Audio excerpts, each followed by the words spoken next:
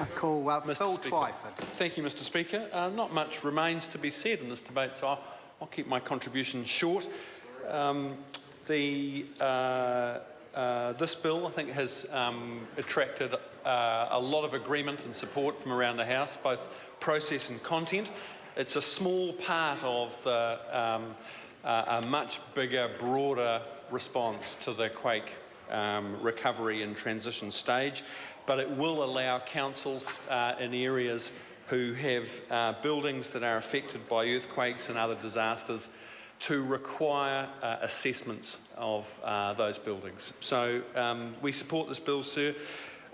There's much more beyond the scope of this bill that needs to be done in terms of determining the lessons that can be learned about why, for example, in Wellington, so many relatively modern buildings sustained such serious damage.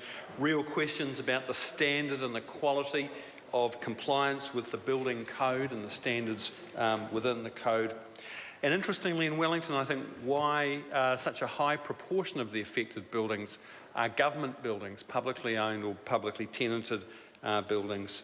That's an interesting question that I hope Dr. Nick Smith's inquiry will shed some light on. So really, I think it's the Wellington experience that has prompted the need for this, where you've got a CBD that still was working soon after the quakes, but the map is peppered with buildings that were affected with serious damage, emptied of the tenants and cordoned off. And it's vitally important that the public can have confidence that the authorities are on top of the situation and very quickly determine whether or not buildings are safe for the people in and around them. So credit to the Minister and all the parties, I think, for working on this bill, getting it together, making the necessary improvements and taking it through the House.